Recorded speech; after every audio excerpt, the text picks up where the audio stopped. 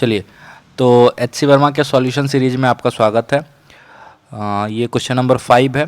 अगर आप ध्यान से देखो, इन तीनों वेक्टर को अलग अलग आप डील करने की कोशिश करो तो कहीं पे कोई परेशानी नहीं होगी। देखो, पहले हम ओ ए वेक्टर की बात करते हैं। तो ओ ए वेक्टर का एक्स कंपोनेंट ये होगा, ये, और ये वाई कंपोनेंट होगा, है ना। तो अगर हम ओ ए वेक्टर को लिखते हैं तो O A vector can be written as, ये 2 है तो ये हो जाएगा 2 cos 30 प्लस एक्स की तरफ, है ना। तो ये क्या हो जाएगा, 2 cos 30 आई कैप, और y में कितना हो जाएगा, 2 sin 30 जे कैप। तो ये ओ ए वैक्टर आपका कितना हो जाएगा, this will come out to be 2√3/2 I cap, और ये हो जाएगा 2 × 1/2 जे कैप। ठीक है। उसी तरह अगर आप इस बी सी वैक्टर की बात करो तो ध्यान से देखना, यहाँ पे हम एक्सिस अलग से ड्रॉ कर लेते हैं इसका। ये हो जाएगा y, है ना। रिजॉल्व करने के लिए क्या बताए थे कि वेक्टर का टेल कहाँ रखना चाहिए, ओरिजिन पे। तो अब बताओ, ये आपका हो जाएगा इसका x कंपोनेंट जो -x की तरफ होगा, और ये होगा आपका y कंपोनेंट। तो इसको अगर हम दिखाएं ऐसे, तो ये आपका हो जाएगा x कंपोनेंट और ये हो जाएगा y कंपोनेंट। तो आप बी सी वैक्टर को लिख सकते हो 1.5,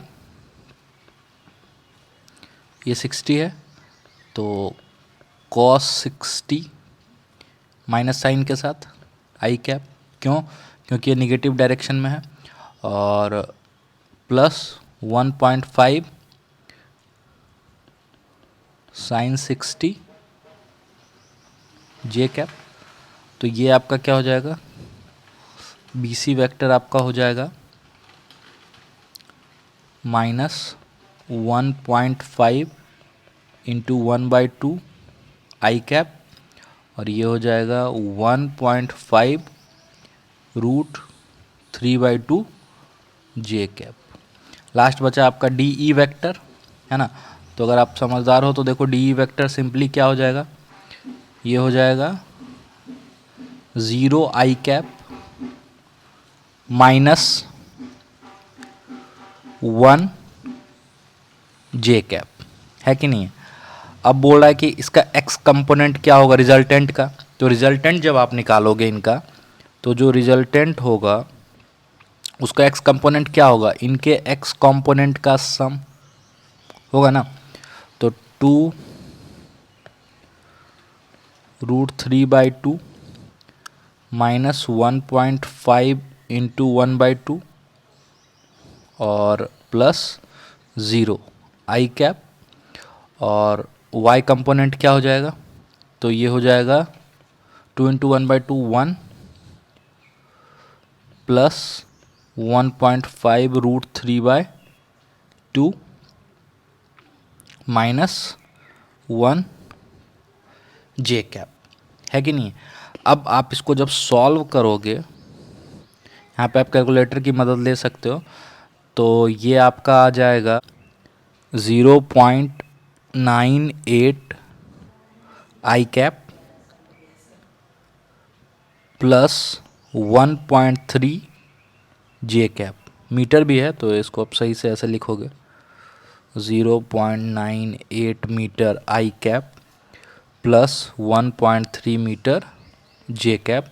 तो ये तो अगर आपसे x कंपोनेंट पूछे तो ये आपका x कंपोनेंट हो जाएगा और ये आपका y कंपोनेंट हो जाएगा। और रिजल्टेंट के मैग्नीट्यूड की बात अगर हम करें तो ये कितना हो जाएगा, √0.98 का स्क्वायर प्लस 1.3 का स्क्वायर। इसको जब आप सॉल्व करोगे तो it will come out to be 1.6 metre. ठीक है, ये वाला पार्ट हम छोड़ रहे हैं, ये आप कर लीजिएगा, ये कैलकुलेशन है। और फिर पूछ रहा है कि एंगल बताना है ना रिजल्टेंट का।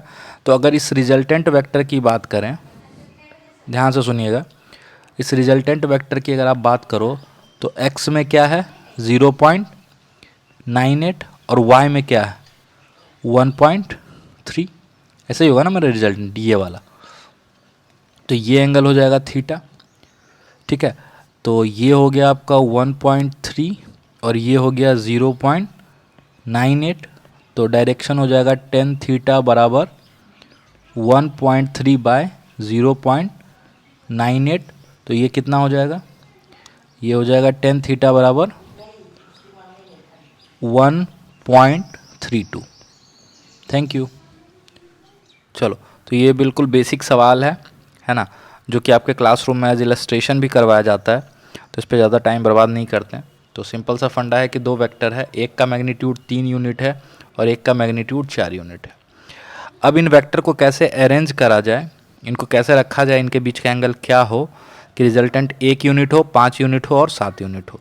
1 यूनिट रिजल्टेंट कब आएगा, देखो अगर एक 4 यूनिट वाले को आप ऐसे रख देते हो और 3 यूनिट वाले को ऐसे रख देते हो, यानी अपोजिट डायरेक्शन में, तो इनका रिजल्टेंट क्या आ जाएगा 1 यूनिट। यानी 1 यूनिट रिजल्टेंट के लिए दोनों के बीच का एंगल क्या होगा 180 डिग्री। 5 यूनिट रिजल्टेंट के लिए देखो 3 वाले को ऐसे रखो और 4 वाले को ऐसे रखो, तो ये क्या हो जाएगा 5 यूनिट का रिजल्टेंट, यानी इनके बीच का एंगल क्या हो गया 90 डिग्री।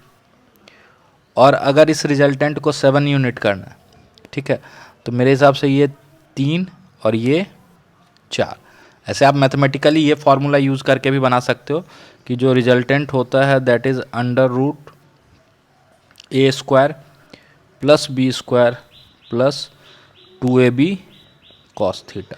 तो तीनों केस में अलग अलग बना सकते हो, बट ये बिल्कुल सिंपली आपको दिख जा रहा है, इसलिए हम इसको बिल्कुल बेसिक तरीके से कर दे रहे हैं। तो वेक्टर और बेसिक मैथमेटिक्स के कंप्लीट वीडियो लेक्चर का लिंक भी हम नीचे डिस्क्रिप्शन बॉक्स में डाल देंगे, तो आपको अगर इस दोनों टॉपिक में कोई परेशानी हो तो वहाँ से आपको फ़ायदा मिलेगा। Thank you.